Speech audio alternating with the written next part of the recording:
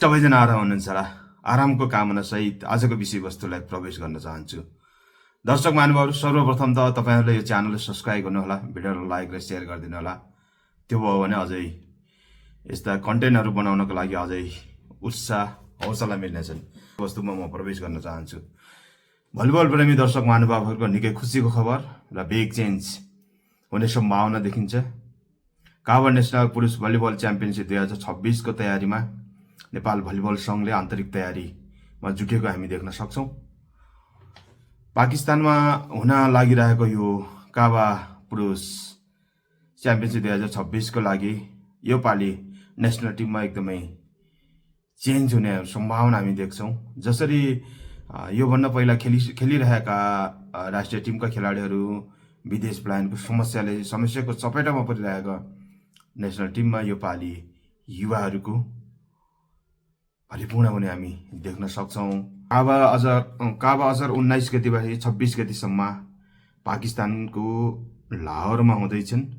जुलाई 3 देखि 10 गते पाकिस्तानमा हुन लागेको यो काभा च्याम्पियनसिपमा नेपालले पनि सहभागी गराउँदैछन्। त्यसका लागि अब केही दिनमा आन्तरिक रूपमा तयारी गरिरहेको छन्, तर केही दिनमा बन्द प्रशिक्षण राखेर खेलाडीहरूलाई अझै निखार ल्याउने सम्भावना हामी देख्छौं। त्यसमा अहिले पछिल्लो चरणमा अपडेट भएका अनुसार जसरी योभन्दा पहिला खेलेका राष्ट्रिय टिम जस्तो सफल विका, दुर्गा खड्का, रबिन चन हैन लगायतका खेलाडीहरू विदेश पलायन भइसकेका छन्। अब फेरि ड्रास्टिक चेन्ज, बिग चेन्ज हुने सम्भावना देख्छन्। जस्तो प्रधानमन्त्री कप, 10औं प्रधानमन्त्री कप च्याम्पियनसिपलाई आधार मानेर यो पालि नेसनल टिमको निर्माण गरेको हामी केही अनुमान गर्न सक्छौं। एउटा विभिन्न सूचनाको आधारमा हेर्ने हो भने युवा भलिबल खेलाडीहरूको प्राथमिकता र बहुल्यता हामी रहेको हामी देख्न सक्छौं। जस्तो पछिल्लो चरणमा निकै राम्रो प्रदर्शन गरिरहेका लुम्बिनी प्रदेशका सेटर दिपेश कुमारले पनि पहिलो पटक राष्ट्रिय टिममा डेब्यु गर्ने अवसर पाएको छन्। त्यसरी नै निकै भलिबल प्रेमीहरूको क्रेज रहेको प्रदेश गण्डकी प्रदेशबाट पनि यो पालि 2 जना खेलाडीहरू समावेश गरिएको देख्न सक्छौं। जस्तो क्विकमा, मिडल ब्लकरमा हिमाल सुनारी र ओपन स्पाइकरमा सन्तोष विकालाई यो पालि राष्ट्रिय टिममा डेब्यु गराएको छन्, राष्ट्रिय टिममा समावेश गराएको छन्। अहिले पछिल्लो चरणमा हामीले थाहा पाए अनुसार, अपडेट अनुसार हरिहजुर थापाको कप्तानीमा यो पालिको राष्ट्रिय टिमले काभा च्याम्पियनसिप खेल्नेछन्। जसमा मोटामोटी हाम्रो अनुमान हो त्यो नेपाल भलिबल संघको आधिकारिक रूपमा नआएसम्म हामी यो हो भन्न सक्दैनौं। त्यही पनि दिपेश कुमार, हिमाल सुनारी, सन्तोष विकाको नाम आइसकेका कारणले गर्दाखेरि उनीहरू 3 जना रहेको छन् भन्ने अनुमान रहेको छन् भन्ने हामी भन्न सक्छौं। र अरू खेलाडीहरूमा जस्तो पहिलाको खेलाडीहरू जस्तो अहिले राइजिङ प्लेयरहरू सुनिल बोहरा, राजेन्द्र धामी, पहल गतराज, निरुपध्वज बस्नेत, सरोज बर्देवा, रबिन नगरकोटी, विनोद चन्द, विभोज थापा लगायतले चाहिँ यो पालि राष्ट्रिय टिममा पर्ने सम्भावना देख्छौं। जो अहिलेको सेलेक्सन चाहिँ 10औं प्रधानमन्त्री कपलाई आधार मानेर र विभिन्न खेलहरूमा आफ्नो खेलहरू प्रदर्शन गरेको त्यो खेललाई आधार मानेर अहिले राष्ट्रिय टिमको जुन छनौट गरिएको छन् हामी सकारात्मक रूपमा लिन सक्छौं। योभन्दा पहिला खेलिरहेका सिनियर खेलाडीहरू सम्भवतः यो पालि हामी देख्ने पाउँदैनौं कि जस्तो लागेर, जस्तो डीबी भट्टा हैन, धीरज गाजीहरू सहित हामी यो पालि स्टेटमा देख्दैनौं। यो परेन कि जस्तो लागिरहेछ। तर फाइनल स्क्वाड नआउँदासम्म हामी भन्न सक्दैनौं।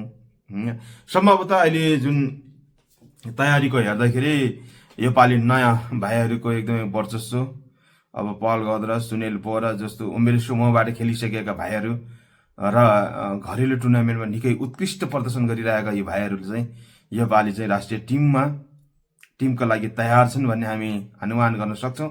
12 जना स्क्वाड हो, 12 जनामा 1 जना लिब्रो हुन्छ, सायद विनोद चन्द हो कि भन्ने आइरहेछ हैन। सरोज बर्देवा, सन्तोष विका, हिमाल सुनारी, दिपेश कुमार, राजेन्द्र धामी लगायतले पहिलो पटक राष्ट्रिय टिममा डेब्यु गर्दैछन्। अब त्यो कस्तो खालको के भइरहेछन्, कस्तो खालको कुन पर्यो त्यो भनेको अब असार 28 गतेबाट अब केही दिनबाट बन्द प्रतिष्ठान राख्ने कुरा आएको छन्। त्यसपछि थाहा हुनेछन्। अहिले मोटामोटी जानकारी अनुसार बिग चेन्ज हुने सम्भावना देखिन्छ नेपालको नेपाली भलिबल राष्ट्रिय टिमको प्लेन स्क्वायरमा। त्यस कारणले गर्दाखेरि तपाईँहरूको जुन अहिलेको नेपाल भलिबल सङ्घले जसरी छनौट कमिटीले जसरी अहिले विभागीय र बाहिर खेलाडीहरूलाई जसरी समावेश गरेर एउटा टिम बनाएको छन्, नेपालको राष्ट्रिय टिम बनाएको छन्, त्यसमा कस्तो लाग्छ तपाईँहरू प्रतिक्रिया दिनुहोला।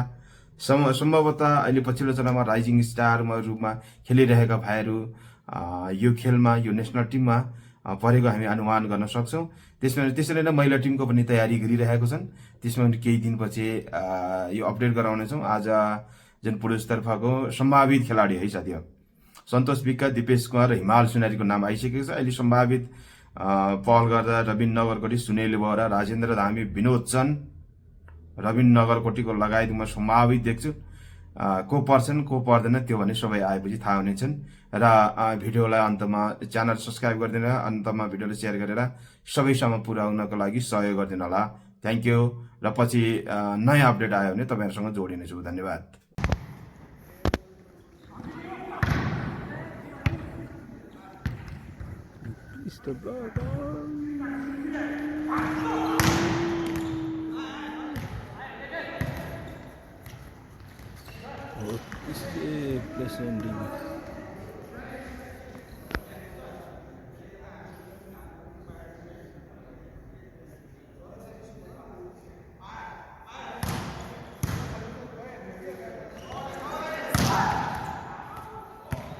Vai, sunin boralı, vai, grave.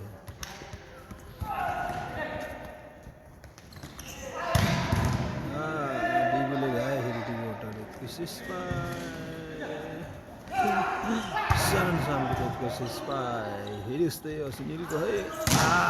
This is spy. This is defense. This is spy. Kola kelar go.